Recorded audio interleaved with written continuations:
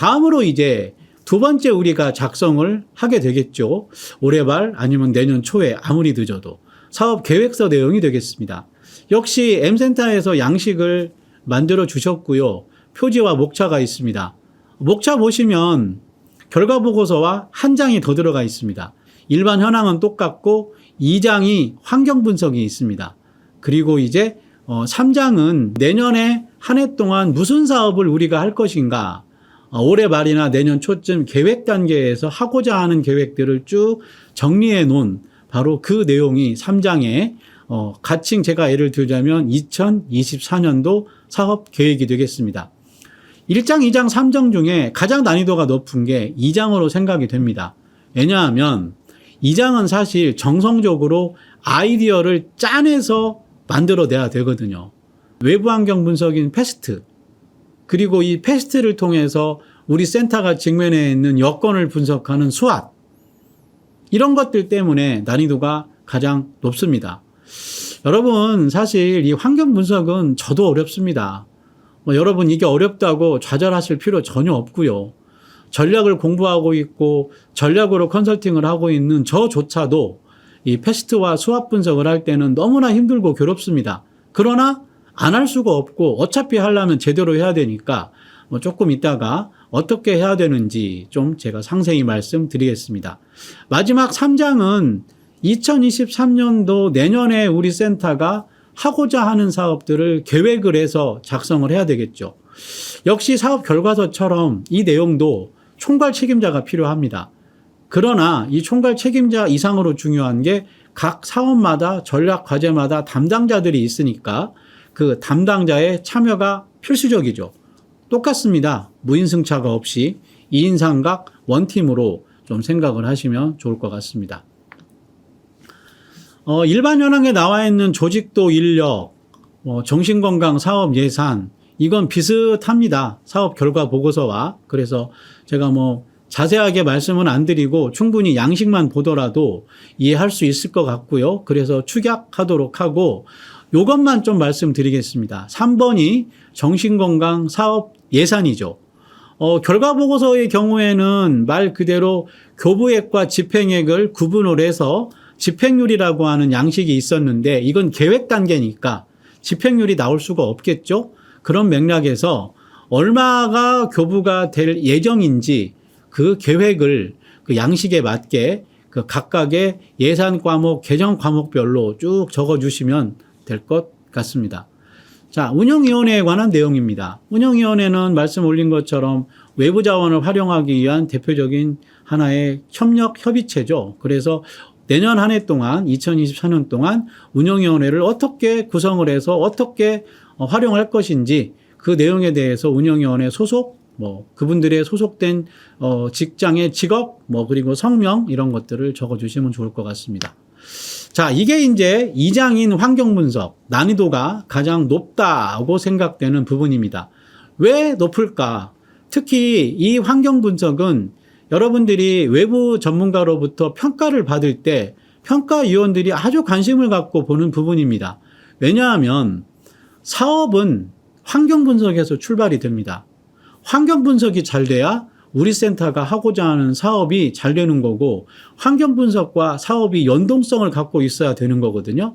그 연동성과 연계성을 평가위원들이 보기 때문에 정교하고 치밀한 환경분석이 작성되어야 한다고 하는 겁니다. 자, 그래서 평가 매뉴얼에 보게 되면 환경분석을 이렇게 조작적 정의를 해놓고 있습니다.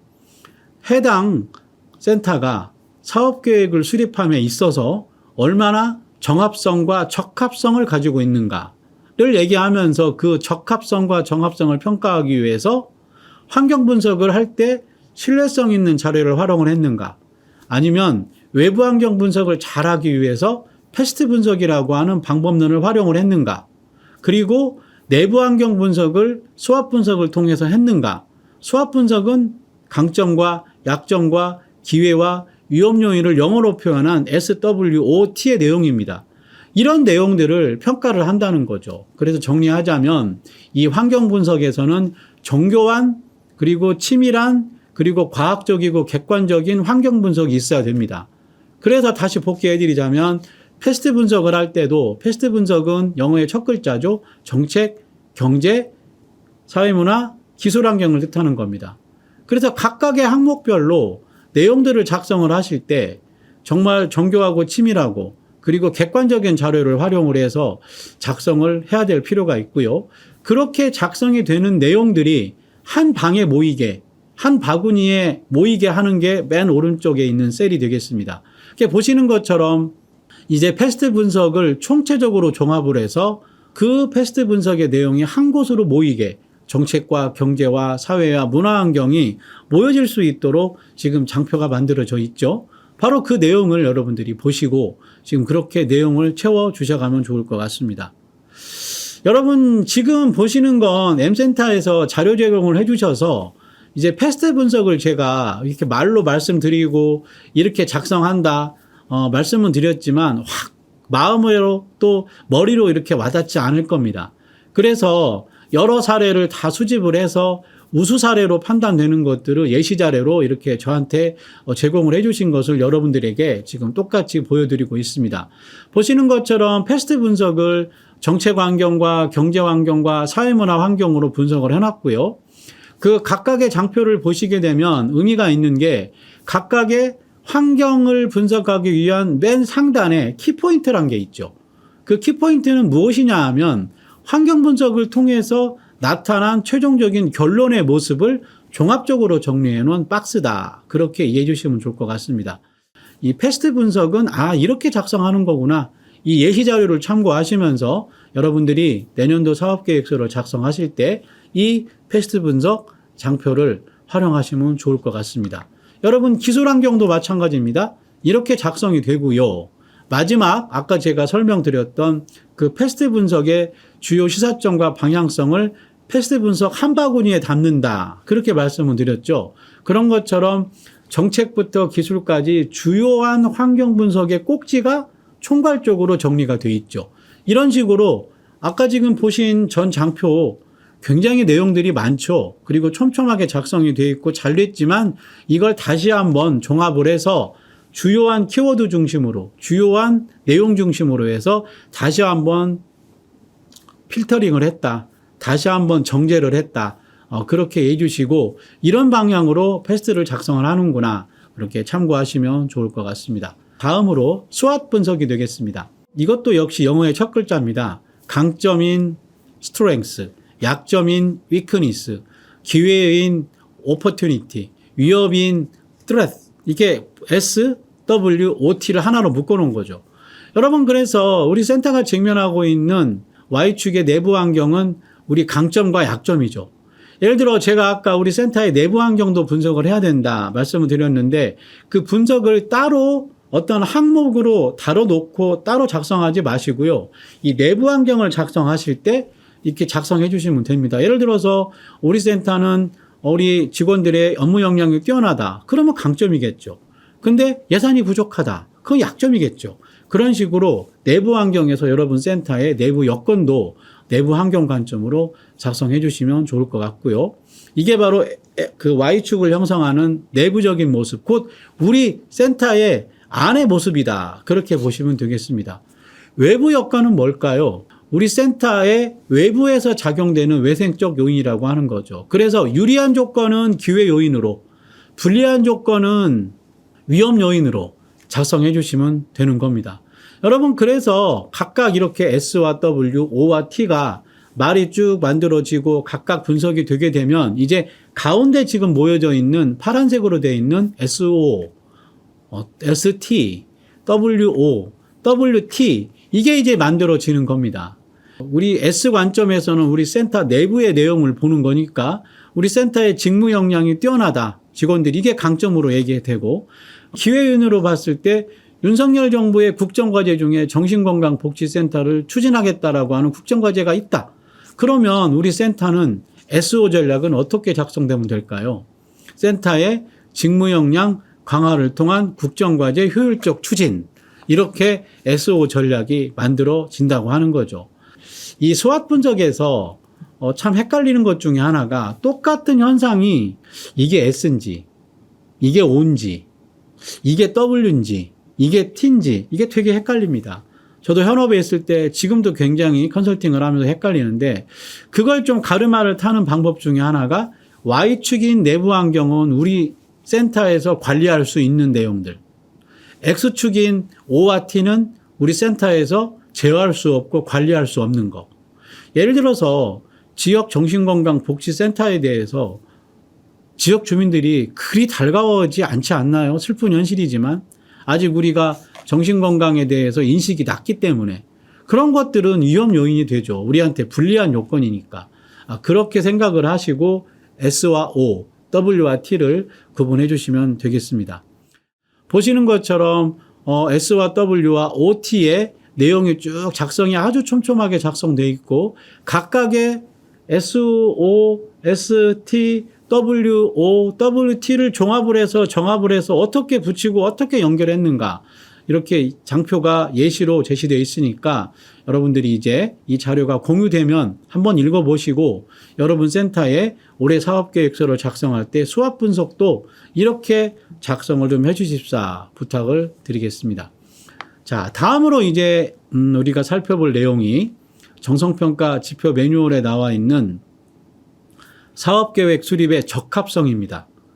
이 적합성을 평가하기 위해서 평가 매뉴얼은 무엇을 규정하고 있냐면 전년도를 얼마나 잘 평가를 했는가, 그리고 전년도 평가를 통해서 개선 또 미흡한 또 더욱더 강화해야 될 사업들은 무엇이고 그걸 어떻게 내년도 사업에 반영을 했는지 그 내용을 작성하는 박스가 바로 현재 보시는 장표가 되겠습니다. 정리하자면 2024년도에 사업계획서를 수립하기 위해서 2023년도에 사업 결과를 얼마나 충실하게 분석을 전략 과제별로 또 실행 과제별로 잘 분석을 하고 잘된 점과 미흡한 점, 개선할 점 이런 것들이 어떤 것들인지를 잘 분석을 하고 이걸 장표로 기술하는 내용이 해당 양식이 되겠습니다. 3장의 내용은 아까 말씀드렸던 것처럼 목차에서 난이도가 중정도로 해당이 되는 겁니다.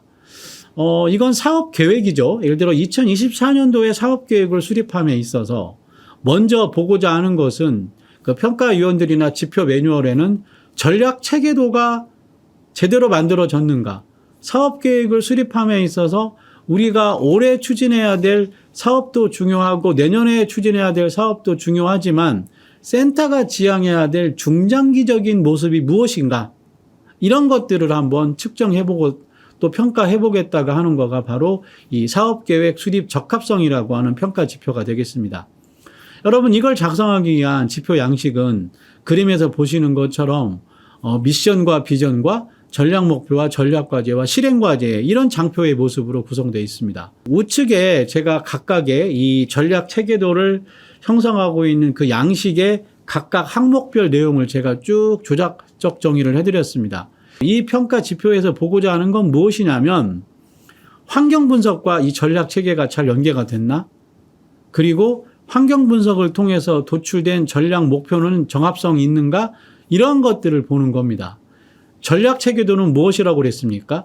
미션과 비전과 전략 목표와 전략 과제와 실행 과제로 구성된 5단계의 형태로 만들어진 그림이다 라고 말씀을 드렸는데, 센터마다 그렇게 5개로 구성된 전략 체계도를 수립한 데도 있고 또 수립하지 않은 데도 있었고, 그런데 내년도에는 가능한 한 사업계획을 수립을 하실 때 센터마다 이 전략 체계도를 수립을 하는 것도 권고를 드립니다.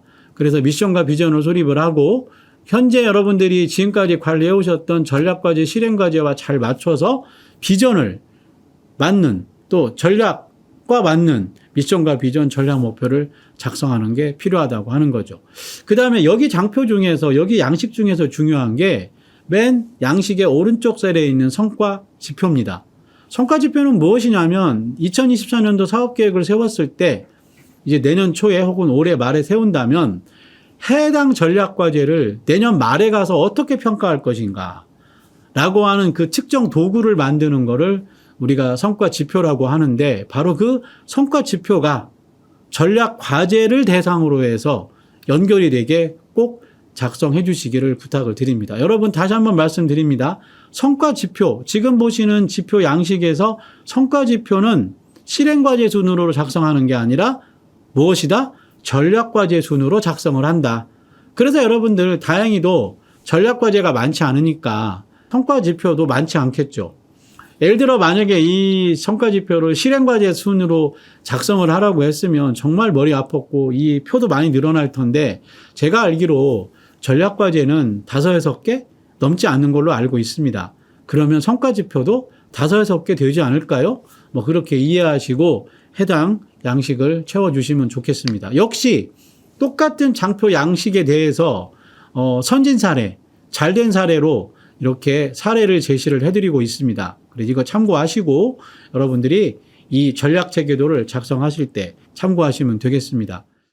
다음으로 이제 우리가 살펴보고 양식을 채워야 될 게 사업 성과 부분이 되겠습니다. 사업 성과 부분은 말 그대로 내년에 우리가 할 사업에 대해서 어떻게 측정을 할 건가, 그리고 그 측정하는 어떻게가 성과 지표가 되는데 그 성과 지표가 설정한 목표가 얼마나 도전적이고 합리적으로 설정돼 있는가를 보는 게 해당 그 정성평가 지표 내용이 되겠습니다. 맨 하단에 이제 지표 양식, 곧 이 매뉴얼에 따른 여러분들이 채워야 될 양식표가 지금 기술되어 있는데 여기 나와 있는 것처럼 전략 과제로 출발을 하고 있죠.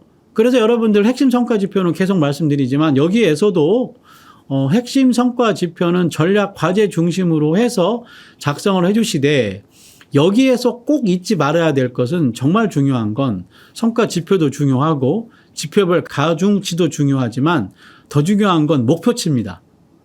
여러분 목표치라고 하는 건 뭘까요? 해당 성과 지표를 내년에 1년간 추진했을 때 내년 말이 됐을 때 이 성과 지표가 얼마 정도 목표를 달성했는가를 측정하는 측정 지표라고 하는 거죠. 그래서 여러분들이 이 양식을 작성할 때 각별히 유념을 해 주셔야 될 건 이 목표치 설정을 잘 해야 됩니다. 잘 해야 된다는 것은 도전적이라 하는 말은 무슨 말이냐?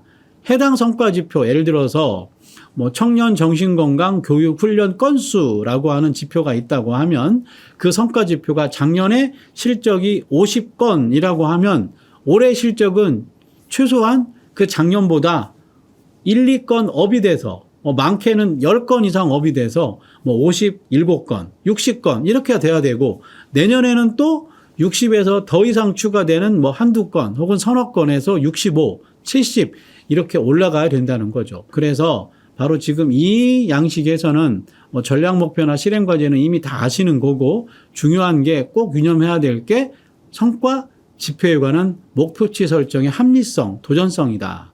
이렇게 양식에 보이는 것처럼 각각의 전략 과제별로 성과 지표를 적어주시고 성과 지표에 따른 목표치를 적어주시고 그 성과 목표치를 관리하는 담당 팀을 기술해 주시면 좋을 것 같습니다. 다음으로 이제 평가를 하는 게 사업 계획이 얼마나 적합하게 수립이 됐는가, 뭐 그러한 것들을 평가를 하는 건데 이건 역시 이 3장의 내용 중에서 가장 난이도가 높은 부분입니다. 왜냐하면 내년도에 2024년도에 해야 될 사업들을 추정을 해서 전략 과제와 실행 과제별로 어떠한 사업을 어떻게 추진할 것인가 계획을 상세하게 수립하는 내용이 되겠습니다. 그래서 전략과제에 대해서는 포괄적으로 좀 써주시고 각각의 실행과제에 대해서는 세부 항목별로 무엇을 어떻게 할 것인가. 역시 100페이지 보시면 예시장표로 아주 상세하게 어떻게 해당 양식을 채워야 되는가 잘 기술해 놓고 있습니다. 여러분들이 이 예시장표를 충분히 참고하시면서 이 전략과제 운영계획에 관한 또 전략과제 세부 운영계획에 관한 내용들을 상세하게 기술해 주셔서 내년도 사업계획을 충실하게 만드는 그런 작업들도 말씀을 드리고요. 자, 이제 또 하나 보고 싶은 것은 사업 운영의 충실성에서 투입 자원 부분이 되겠습니다. 말 그대로 해당 사업을 추진함에 있어서 예산과 인력을 어떻게 계획을 제대로 세워서 추진할 것인가, 투입될 향후의 인력은 투입될 향후의 예산은 이러한 것들을 좀 적실하게 적어주시는 거가 해당 장표 양식이고요. 역시 오른편에 보시면 참고 예시라고 해서 어떻게 작성을 해야 될지 보시는 것처럼 실행 과제별로 예산과 인력이 상세하게 나와 있죠. 그래서 이러한 수준으로 여러분들이 해당 양식을 채워주시면 좋을 것 같습니다. 다음으로 여러분들이 보시고자 하는 것은 각각의 사업에 대해서 그 사업들이 어떻게 추진될 계획인가, 어떻게 추진할 내용인가를 전략과제와 실행과제 단위로 그 방법, 내용, 기간, 방안 이런 것들이 작성된 내용인데 이 역시 여러분들 103페이지 보시면 아주 상세하게 되어 있죠. 보시는 것처럼 추진 주요 내용도 이렇게 상세하게 작성이 돼야 되기 때문에 전략과제 하나 큰 개요를 써주시고 전략과제에 따라서 그 전략과제를 실천하기 위한 세부 실행과제를 실행과제별로 이렇게 추진의 방법, 내용, 프로세스 이런 것들을 기술해 놓고 있죠. 그러니까 여러분들이 참고하셔서 내년도 사업계획을 세우실 때 이 정도 장표를 만들어야 되는구나. 꼭 100% 일치할 필요는 없지만 이런 정도의 수준으로 올라가기 위해서 여러분들이 그 주요 내용을 작성해 주시면 좋을 것 같습니다. 다음으로 나와 있는 것은 추진 일정이죠. 추진 일정은 쉽죠. 내년도에 실행과제가 10개가 있다면 10개 쭉 적어 주시고 각각의 실행과제별로 1월부터 12월까지 어떻게 추진할 것인가 그 계획을 적어 주시고 그거가 다 합쳐져서 시그마가 돼서 맨 상단에 전략과제로 올라가든지 그렇게 여러분들이 참고 예시처럼 작성해 주시면 좋을 것 같습니다. 다음으로 이제 그 나와 있는 성과 지표, 정성평가 지표가 지역사회와 어떻게 연계 협력을 할 계획인가.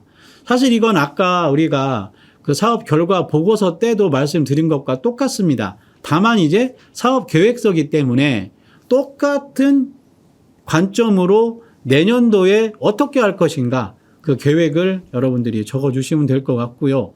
그 양식도 106페이지 보시면 상세하게 각각의 항목별로 어떻게 지역 자원을 활용할 것인가 실행 과제별로 쭉 내용들이 작성되어 있죠. 이거 참고하셔서 여러분들이 내용을 채워주시면 좋을 것 같습니다. 모니터링에 관한 장표 내용이 되겠습니다. 107페이지. 이것도 사업 결과 보고서에서 제가 이미 모니터링 체계에 대해서는 말씀을 드렸고 이건 이제 내년도 사업에 관한 계획을 중심으로 해서 모니터링 계획을 적어주시면 되고 그 양식은 참고 예시처럼 나와 있는 내용을 참고하셔가지고 그렇게 계획, 모니터링 내부의 추진 계획을 적어주시면 되겠습니다. 자, 다음으로 이제 108페이지에 나와 있는 이 부분이 작성하기가 조금 버거운 내용이 되겠습니다. 지표정의서라고 하는 생소한 개념이 될 텐데요. 지표정의서는 어떤 내용이냐면 여러분 제가 아까 성과지표, 핵심 성과지표가 중요하다는 말씀을 드렸죠. 우리가 올해 해왔던 사업들을 평가하고 측정하는 도구가 성과지표라고 말씀을 드렸으니까 그 성과지표를 잘 측정하기 위한 내용이 도구가 지표인데 그 성과지표가 어떻게 만들어졌고 목표치는 어떻게 형성이 됐고 그 다음에 어떻게 측정을 하고 그러한 것을 한 방에다가 모아놓은 게 바로 지표정의서다. 그렇게 이해를 하시면 될 것 같고요. 그래서 오른편에 보시는 것처럼 성과지표를 관리하는 모든 공공기관은 다 이 지표정의서를 만듭니다. 우리도 처음 어렵지 한번 만들게 되면 이제 여기에서 계속 업그레이드를 하고 현행화를 시키는 거기 때문에 올해 여러분들이 조금 고생스럽더라도 전략과제를 중심으로 해서 이 지표정의서를 만드는 작업을 한번 해보십사 권고를 드립니다. 여러분 지표정의서는 여러 항목들을 갖고 있습니다. 이 중에 1번 항목 전략목표 전략과제 빼고요. 2번의 목표치는 해당 성과지표의 목표치를 어떻게 설정할 건가. 교육 횟수면 횟수, 교육 수료율이면 수료율 그렇게 정량적으로 표현될 수 있도록 해주시고요. 두 번째 지표 정의는 무엇이냐. 이 지표가 왜 만들어졌고 이 지표가 왜 중요하고 무엇을 측정할 것인가를 이 지표 정의서, 지표 정의 항목에다가 기술해 주시고 작성해 주시면 되겠습니다. 네 번째, 측정 방법은 다른 말로 표현하면 측정 산식입니다. 계산식입니다. 예를 들어서 교육 수료율이라고 하는 성과 지표가 있다면 그 교육 수료율을 측정하기 위한 계산식이 있어야 되겠죠. 바로 그걸 측정 방법으로 얘기하는 거죠. 그래서 여러분들 교육 수료율은 어떻게 측정 방법으로 만들 수 있을까요? 교육 목표자 수분의 교육 수료자 수 곱하기 100. 이렇게 측정 산식과 측정 방법을 만들 수 있겠죠. 여러분 이렇게 측정 방법을 만든다 이해하시면 좋을 것 같고요. 5번째, 목표치 산출 근거는 뭘까요? 교육 수료율을 우리가 성과지표로 예를 들었을 때 작년에 수료율이 80%였어요. 그런데 올해 조금 도전적으로 5%포인트를 올려서 85%로 목표치를 설정을 했다면 5%가 설정된 근거와 논거가 있어야 된다는 거죠. 근거와 논거는 타 사례를 보니까 뭐 교육 수료율이 되게 해마다 5%씩 높아지더라. 그래서 우리 센터도 5%를 차용을 했다. 뭐 그런 논거로 작성해 주시면 좋을 것 같고요. 담당팀, 담당자 넘어가겠습니다. 마지막 근거 자료 및 출처는 어떤 내용이냐면 여러분 예를 들어서 아까 제가 교육 수료율을 측정을 한다면 교육 수료율을 측정하기 위한 문서가 있겠죠. 교육생 수를 모은 문서도 있고 교육 수료를 공문으로 처리한 공문서도 있을 거고 그러한 것들을 의미합니다. 그래서 지표정의서로 예를 들자면 교육 수료율이라고 하는 성과지표가 있다면 근거자료는 뭘까요? 교육 신청자 공문 혹은 교육 수료자 공문 그렇게 하단에 출처를 적어주시면 되겠습니다. 이 역시도 여러분들 작성하기가 만만치 않으실 텐데 여러분들이 조금 어렵더라도 한번 이번에 작성하시게 되면 다음에 후임자도 편하실 거고 이렇게 지표정의서가 있으면 지표가 잘 관리가 됩니다. 그리고 평가위원들한테도 이 지표가 왜 목표치가 이렇게 설정됐지? 평가위원들이 항상 물어보거든요. 그것도 적절하게 말로써 답을 하지 않고 문서로서 답할 수 있는 좋은 도구가 되니까 쉽지 않지만 여러분들이 이 지표정의서를 작성해 주십사 그렇게 말씀을 드리겠습니다. 자, 우리가 지금까지 그 사업계획서를 작성하는 내용에 대해서 같이 좀 생각을 해봤는데 여러분들 필요한 건 이제 협업입니다. 선생처나 유아 독조는 부처님만 하실 수 있는 말씀이죠. 우리가 어떻게 홀로 존재하고 홀로 업무를 도모할 수 있겠습니까? 여러분 협업하시고 협력하십시오. 여러분 협업하고 협력할 때 놀라운 결과가 만들어집니다. 여러분 아래에 있는 물건 하나 보이시죠? 피버퍼워라고 하는 컨센트입니다. 이 컨센트는 휘어지는 컨센트고요. 가구 배치할 때 가구 다리를 둥그렇게 둘러쌀 수 있는 신축성이 있는 컨센트입니다. 어떻게 만들어졌죠? 여러 사람들의 아이디어를 통해서 여러 사람들이 아이디어를 집약해서 제품이 나왔습니다. 오른쪽에 있는 사람 프랜시스 골턴, 다윈의 사촌 형님이자 우생학자입니다. 우리와 같은 보통 사람들이 어리석음을 증명하기 위해서 1907년 런던 시내에서 소 한 마리 올려놓고 무게를 맞추기 퀴즈를 냈습니다. 거기 참석한 800명이 적어낸 답을 보니까 실제 몸무게, 실제 소 무게와 거의 99.9%의 근사치 답이 나왔다는 거죠.